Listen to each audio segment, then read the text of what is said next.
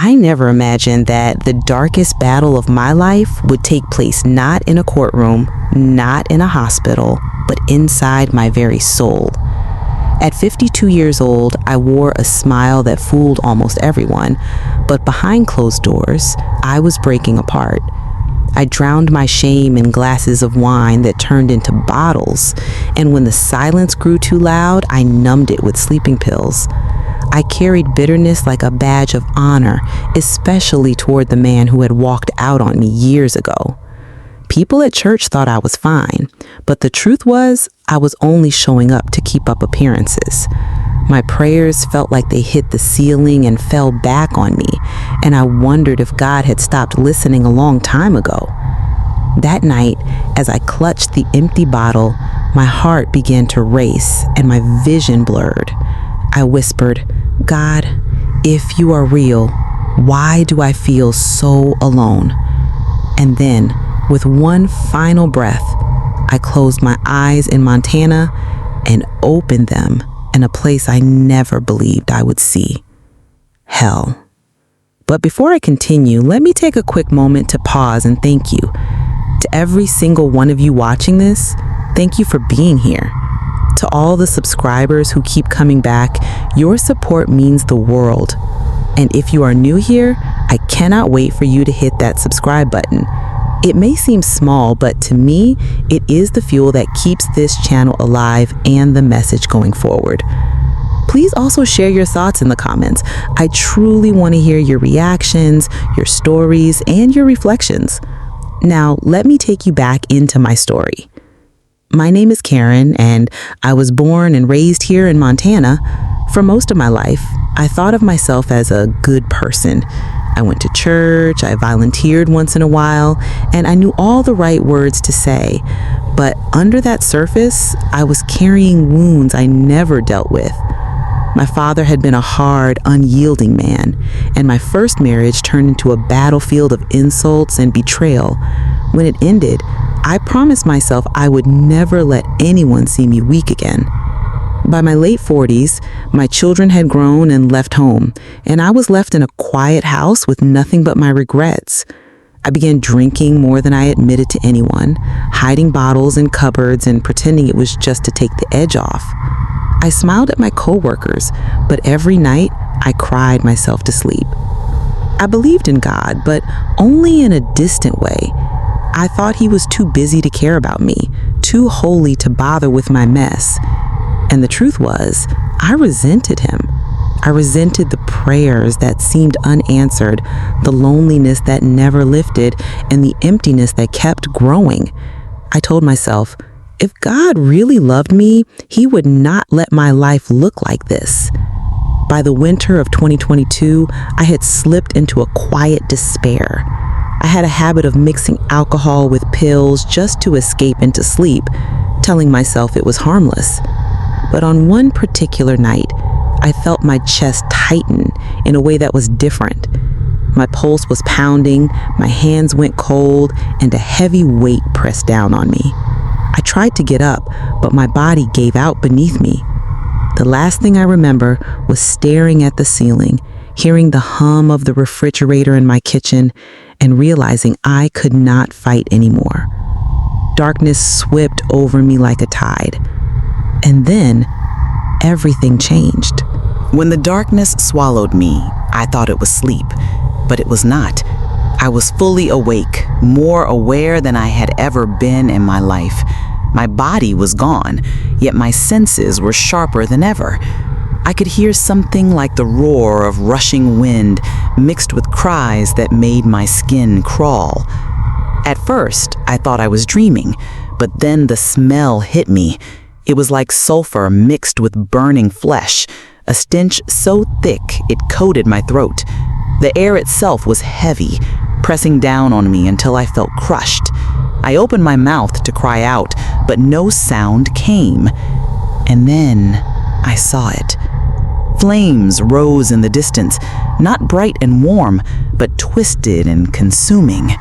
The fire burned without giving light, casting everything into a suffocating gloom.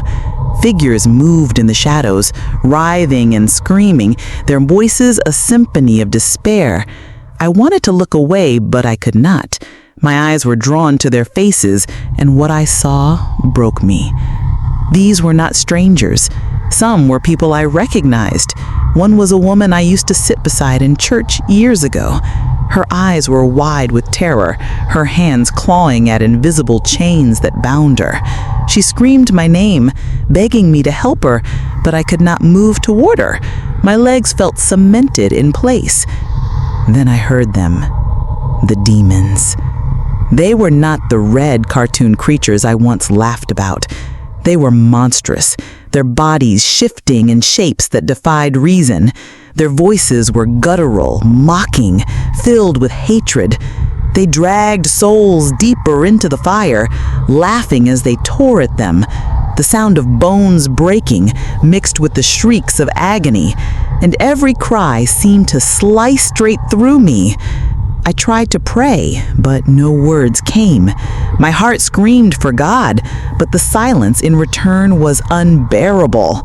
For the first time, I knew what it meant to be completely without Him. No peace, no comfort, no presence, only despair. I remembered every sin I had hidden, every moment I had chosen bitterness over forgiveness, every drink I had taken to drown out conviction.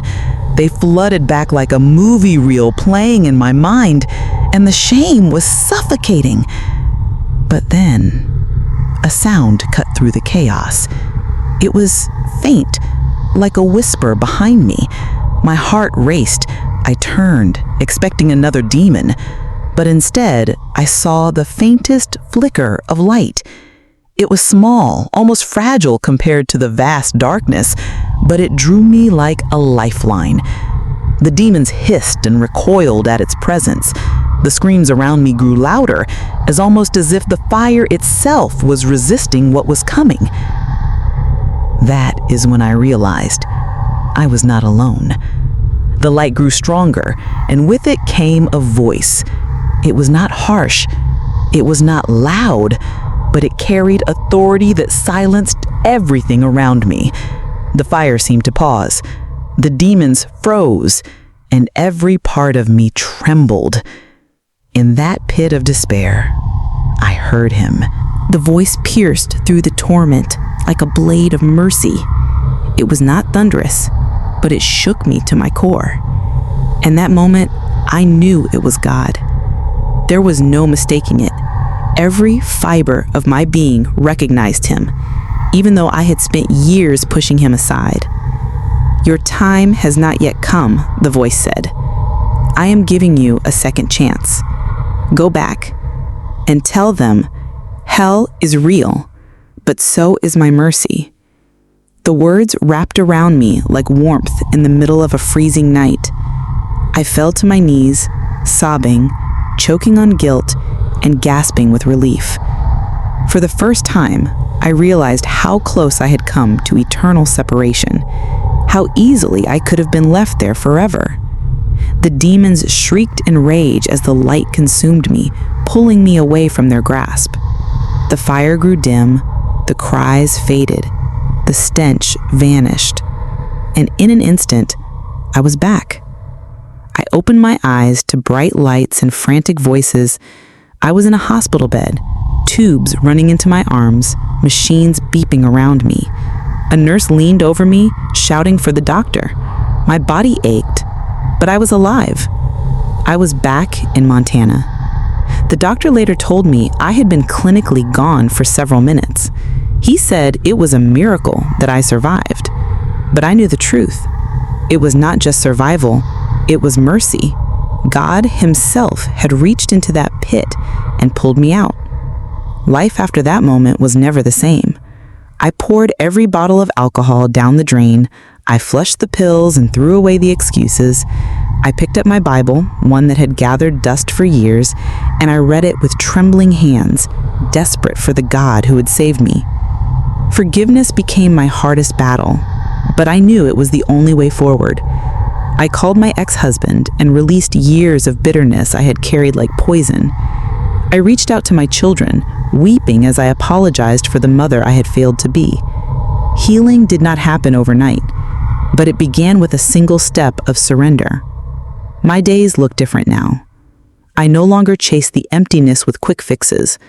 I spend my mornings in prayer, not because I am religious, but because I am desperate to stay close to the one who gave me another chance. I have shared my testimony in small Bible studies here in Montana, and every time I speak, I see the shock in people's eyes. Some shake their heads, some weep, and some repent on the spot. I cannot go a day without remembering what I saw, and I cannot keep silent about the truth. Hell is real. It is not a metaphor. It is not a story to scare children.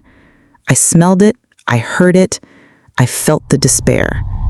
But I also know this: God's mercy is greater than the pit. And now, to you who are listening, let me speak plainly. Do not wait until it is too late. Do not assume that tomorrow is guaranteed. Sin will always promise comfort, but it leads to chains. I lived in those chains, and I saw where they lead. Hell is too real to risk your soul for temporary comfort. Mercy is not endless. When God calls, answer. Friend, if you are running from God, stop. If you are pretending in church but living in secret sin, turn back. If you feel far away, know that His mercy is reaching for you even now. Before I end this testimony, I want to ask you something. Do you believe hell is real? Have you ever had an encounter that shook your soul and made you see life differently? Please share your thoughts in the comments below.